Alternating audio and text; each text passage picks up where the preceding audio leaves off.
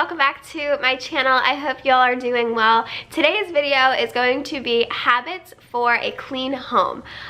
These are some of the things that I've adapted over the past couple of years to keep my house tidy. That way it doesn't, and you guys know, my house does become a disaster sometimes, but these are the things that I try to do to avoid a massive cleanup where I need to spend literally like day and night cleaning this place to get it under control. So a couple of these habits, hopefully you can adopt into your cleaning routine and hopefully they will help. So I hope y'all enjoy this video. Alright guys, tip number one is going to come as no surprise. You've heard this 78,000 times in your life, but make your bed. Make your bed. It'll take literally 3 minutes, if that. Probably even less than a minute, honestly, if you just quickly throw up the comforter, fluff up the pillows. That way, every time you walk into your room throughout the day, you'll just feel a little bit better about it. It makes the whole room look cleaner, especially if you have a bigger bed and maybe a smaller room. The bed takes up the majority of the bedroom for most of us, so as long as that's made, it just creates the effect that the whole room is clean. So definitely start with that. My second tip is every time you get mail, I hate mail. If there's two chores that I hate most, it's laundry and it's mail, and both of these are included in this list. But when I get mail, I have a tendency sometimes, or at least I used to have it pile up on the counter. And then the counter looks cluttered, the kitchen looks cluttered, and I never end up dealing with the mail. My suggestion, as soon as you get the mail, it'll take you probably 60 seconds, if that. Go through the mail right away. Pull out the junk mail, throw it directly into the trash can. Be honest with yourself. I know sometimes we get these little magazines or circulars. If you never end up looking at them or never end up using the coupons that come in them, then throw them out. Don't kid yourself. If you use the coupons, keep the coupons, but don't let the mail pile up. It just becomes a disaster, and then something that could have taken you less than a minute can turn into a whole big thing. A whole big thing that takes a long time to go through. This also helps ensure that you don't miss something important that comes in the mail. I like to believe that anything important will be online or an email, but there's still some stuff that comes through for my mortgage, for my escrow, certain things that come through in the mail only that if I didn't take the time to go through it, I would miss it and I'd be in trouble. What's tip number 3 again? Oh yeah. Alright, next up, tip number 3, try to keep your countertops and your dining room table clear of clutter as much as possible. I know how tempting it is to walk in the door and throw everything on the countertop, on the kitchen island, or on the dining room table. I am so guilty of this, and I need to take my own advice. Like I said in tip number 2, if you're coming in the door with the mail, go through it right away. Don't let it stack up on the dining room table or on the kitchen countertops. Especially if you have an open concept layout like I do, where the living room, the kitchen, and the dining room are all open to one another. It can really make the whole room feel messy if the countertops and the tabletops have a lot of stuff on them. Different things that like to accumulate on my countertops are receipts. I am so weird about receipts. I hold on to them and I don't know why.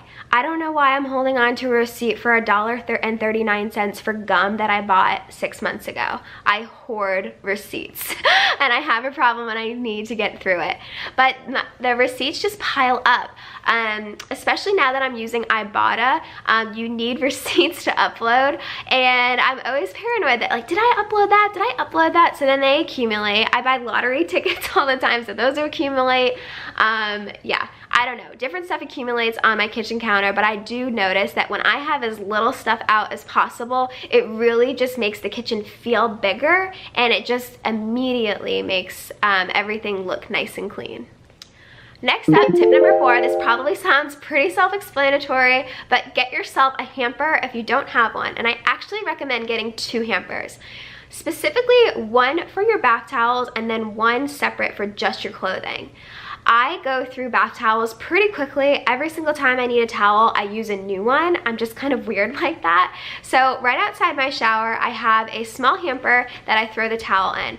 I end up doing towels about twice a week with this method, and it prevents me from throwing the towel over the shower door, from throwing it on the bathroom door, on the floor itself. Have a nice little hamper for you right there. Make sure it matches your decor if you want it to look pretty, and I think it just really helps keep the bathroom tied together and look more clean.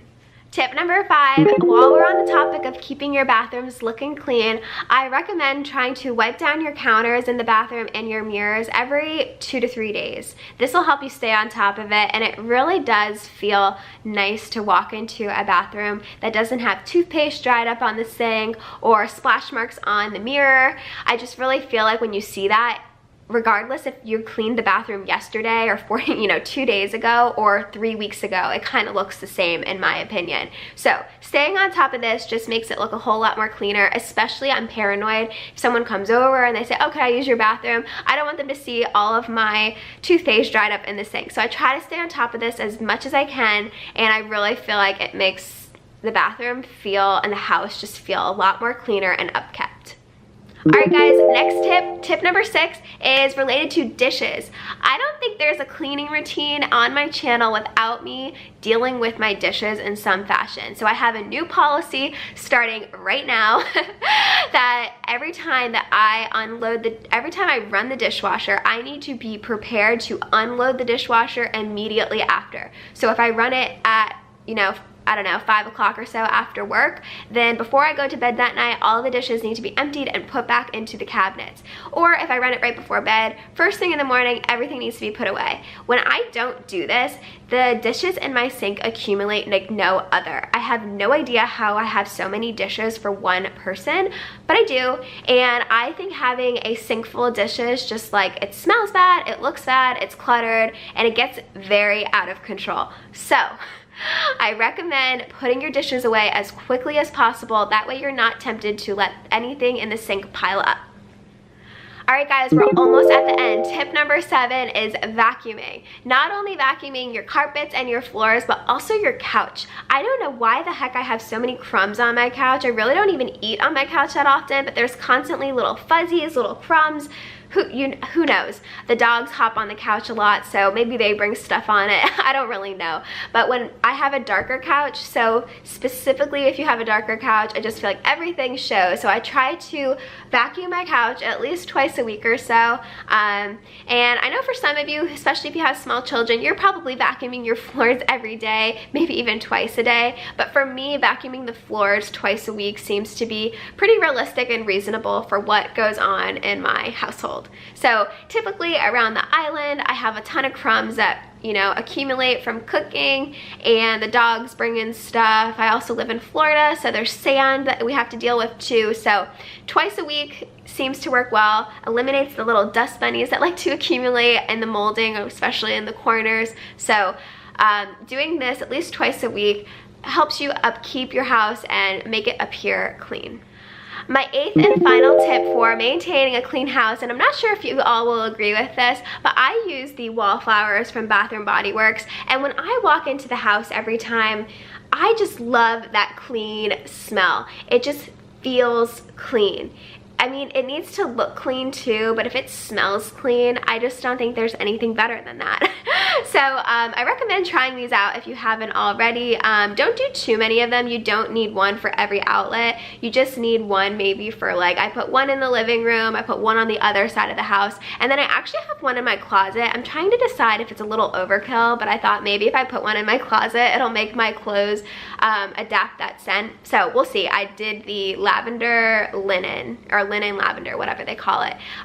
So yeah, right now I have leaves going in a wallflower, and as soon as you walk in my house, it just smells awesome. So I don't know, I just think that makes the house feel really clean and cozy. So anyway, alright guys, that's it. Those are my 8 tips for maintaining a clean and tidy house. I hope y'all enjoyed. Make sure you leave a comment down below. Let me know what your best tip is for keeping your house feeling nice and clean. I would love to read them. Make sure you subscribe if you haven't subscribed already. I look forward to seeing y'all in my next video. Have a great rest of your day, and I'll talk to y'all soon. Bye.